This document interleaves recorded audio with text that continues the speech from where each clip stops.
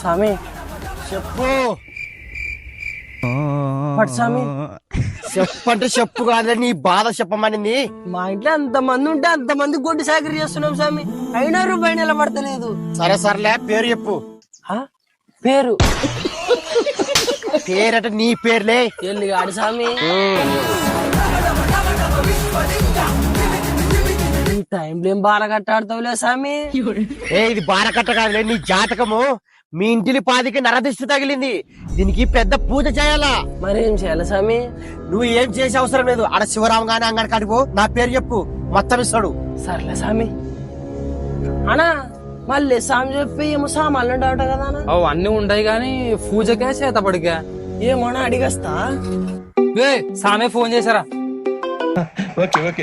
నీ దగ్గరకు ఓ మనిషిని పంపించిన పూజకు కావాల్సిన